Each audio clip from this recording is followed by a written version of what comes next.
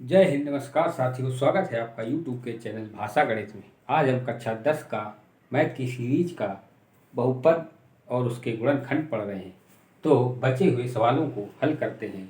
तो आपको बताएंगे कि गुणनखंड के रूप में किस किस तरह के सवाल पूछे जाते हैं। तो चलो चलते हैं पहले सवाल की ओर। सवाल कहता है,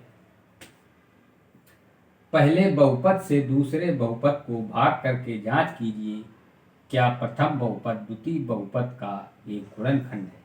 इसका मतलब क्या हुआ कि एक बहुपद दिया गया है t³ माइनस का 3 t² माइनस का 3 एक बहुपद है। दूसरा बहुपद है 2t⁴ प्लस का 3 t² माइनस का 2t²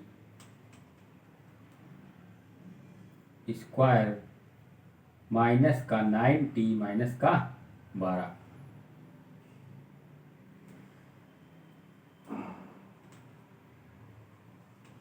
माइनस का 9t प्लस का 12। समझ में आई बात। एक बहुपद t² माइनस 3 दिया गया है, एक बहुपद दिया गया है 2t⁴ plus 3t⁴ minus 2t⁴ minus 9t minus का 12। कहता है एक बहुपद क्या दूसरे बहुपद का गुणनखंड है। ये जांच करके देखना है। जांच कैसे करेंगे? इस बहुपद का इस बहुपद में भाग देंगे। यदि शेष फल 0 आएगा तो हम कहेंगे कि t² माइनस 3 बहुपद का गुणनखंड है। यही हमको बताना है। तो चलो हल करते हैं। कैसे हल करेंगे? t² माइनस का 3 का इस बहुपद में भाग देंगे। क्या करेंगे? भाग देंगे। इसको इसी तरह से लिख लेते हैं, माइनस का 2t⁴ माइनस का t माइनस का 12। बात समझ में आई? ये बहुपद थोड़ा बड़ा है, इसलिए यहाँ पर भागफल को ऊपर लिखेंगे। क्या करेंगे? ऊपर इसलिए लिखेंगे क्योंकि यहाँ पर जगह कम है थोड़ी। तो हमने बताया था इस बहुपद का पहला पद देखा जाता है। क्या लिखा है? 2t⁴। तो हमको 2t⁴ लाना है। कैसे लाना है? इस वाले बहुपद के पहले पद को देखेंगे, इसमें क्या गुणा किया जाए कि 2t⁴ हो जाए। तो हमने देखा इसमें अगर 2 और t² का गुणा कर दें, क्या करें? 2 और t² प्लस का, तो यहाँ पर 2t⁴ आ जाएगा। फिर माइनस के 3 में इसका गुणा करेंगे तो माइनस का 6t² आएगा। समझ में आई बात? फिर क्या करते हैं? इसको घटा दिया जाता है। फिर घटाने पर चिन्ह बदल जाते हैं। समान संख्या वाले आपस में घट के 0 हो जाते हैं। समझ में आई बात? प्लस के 6t² में अगर प्लस का 3t² जोड़ा जाएगा तो कितना आएगा? यानी कि जो पद अकेला रह जाएगा उसको लिखेंगे यहाँ पर 3t⁴ प्लस के 6t में माइनस के 2t², यानी समान पद वाले जो पद होंगे वो समान घात वाली संख्या से घटेंगे। 3t³ है और कोई 3t³ वाला कोई संख्या नहीं है, इसलिए इसको हमने यहाँ पर लिख लिया प्लस के 3t⁴। फिर t² वाले पद 2 हैं, ये प्लस का है ये माइनस का। 6 में 2 जाएंगे तो कितना बचेगा? प्लस का 4। प्लस का 4 क्यों बचेगा? क्योंकि जिस संख्या का मान चिन्ह के साथ ज़्यादा होता है उत्तर उसका उसी चिन्ह के साथ आता है। यानी कि धनात्मक संख्या का मान ज़्यादा है, यहाँ ऋणात्मक संख्या का मान कम है, तो चिन्ह कौन सा आएगा? प्लस ही आएगा। समझ में आई बात? अब इसके बाद जो बच गया उसको फिर लिखते हैं यहाँ क्या बचा 9t माइनस का 12। अब फिर से देखेंगे कि इसका पहला पद क्या है 3t⁻3। इसमें क्या गुणा करेंगे 3 का गुणा करना पड़ेगा प्लस का 3 का फिर t का 3t का गुणा कर देंगे यदि तो 3t⁻3। समझ में आई बात। फिर 3t का गुणा माइनस के 3 में करेंगे तो माइनस का 9t आएगा 9। फिर इसको घटाया जाएगा तो चिन्ह बदल जाएंगे, माइनस वाला प्लस हो जाएगा, प्लस वाला माइनस हो जाएगा और समान पद वाली संख्या घट के 0 आ जाएगी। समझ में आई बात। ये कट गए, ये कट गए, बचा क्या प्लस का 4t⁻2 माइनस का 12। फिर से देखेंगे इस संख्या में किसका गुणा किया जाए कि 4t² हो जाए। तो क्या करेंगे प्लस का 4 का गुणा कर लेंगे। फिर तो यहाँ क्या हो जाएगा प्लस का 4t² माइनस का 12।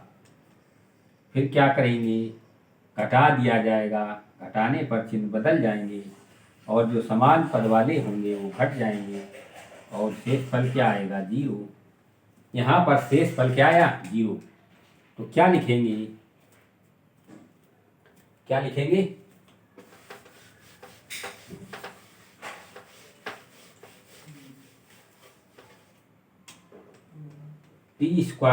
3 बहुपद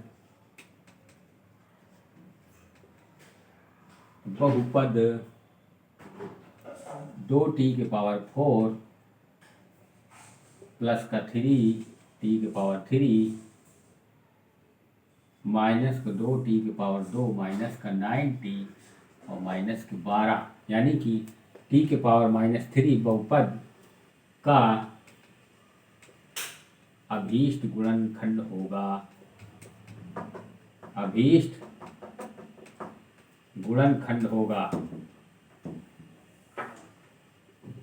क्यों गुणनखंड होगा? क्योंकि इस बहुपद में t⁻2 - 3 का भाग देने पर शेषफल कितना आया 0। जब शेषफल 0 आएगा तो यहाँ पर लिखेंगे कि ये इसका अभीष्ट गुणनखंड होगा। यही सिद्ध करना था। क्या लिखेंगे यही सिद्ध करना था। समझ में आई बात। सिद्ध करना था। आगे एक सवाल और देखते हैं इसी तरह का।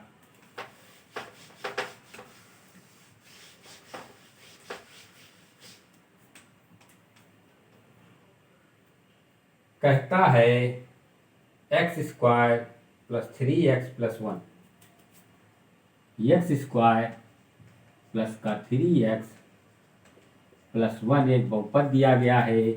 दूसरा बहुपद है 3x⁴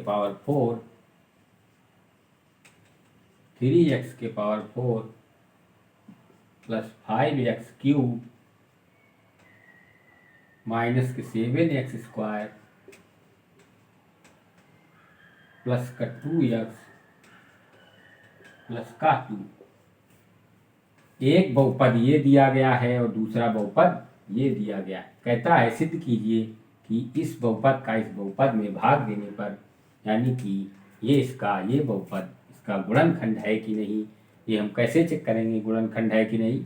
इसका इसमें यदि भाग देंगे और शेषफल 0 आता है तो ये बहुपद इसका गुणनखंड होगा, क्योंकि हमने अभी भी बताया। तो फिर से गुणा करके देखते हैं, यानी कि इस बहुपद का इसमें भाग देकर देखते हैं। भाग देना हमने सिखाया, फिर से बताते हैं कैसे किया जाता है। इस बहुपद का पहला पद देखेंगे क्या है 3x⁴। इस बहुपद में कितने का गुणा किया जाए, किस संख्या का गुणा किया जाए कि 3x⁴ बन जाए।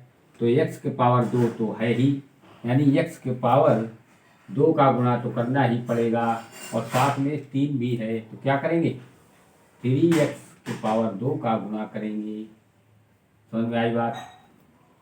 जब इसका गुणा करेंगे तो 3x⁴ आएगा प्लस के 3 में गुणा करेंगे तो एक्स स्क्वायर में एक्स का गुणा करने पर एक्स के पावर 3, गुणा में घातें जुड़ जाती हैं। 3 का 3 में गुणा करेंगे तो 9 आएगा, प्लस का 9 एक्स क्यूब। समझ में आई बात। फिर प्लस का 1 है, 3x स्क्वायर में 1 का गुणा करेंगे तो 3x स्क्वायर इतना आएगा। समझ में आई बात। फिर भाग देने के बाद घटाया जाता है, जब घटाएंगे तो चिन्ह बदल जाएंगे, समान पद वाली संख्या कट जाएगी यानी घट जाएगी। समान पद कौन सा है? 3x पावर 4, ये कट के 0 हो गया। अब यहाँ पर देखेंगे माइनस का 9x क्यूब और प्लस का 5x क्यूब, घटाएंगे तो माइनस की संख्या ज़्यादा है तो माइनस का मान आएगा। 9 में 5 जाएगा तो 4x क्यूब। समझ में आई। फिर एक्स स्क्वायर वाले माइनस के 3x स्क्वायर माइनस के 7x स्क्वायर, 7 3 10x स्क्वायर, बचा कितना? 2x प्लस का 2। समझ में आई बात। फिर क्या करेंगे? माइनस के 4x क्यूब लाना है तो इस संख्या में किसका गुणा करें? तो माइनस के x का गुणा करें, यहाँ माइनस के 4x का गुणा करेंगे। 4x का जब गुणा करेंगे तो माइनस का 4x क्यूब आ जाएगा। अब माइनस के 4x का प्लस 3x में गुणा करेंगे तो 4 3 12 x इंटू एक्स स्क्वायर, तो माइनस का 12x स्क्वायर आएगा। फिर इस प्लस 1 में गुणा करेंगे तो माइनस का 4x आएगा। फिर क्या करेंगे? घटा दिया जाएगा चिन्ह, ये माइनस का प्लस हो जाएगा, ये प्लस हो जाएगा, ये भी प्लस हो जाएगा, ये आपस में कट जाएगा, 0 आएगा।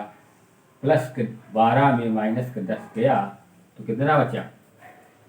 2x square.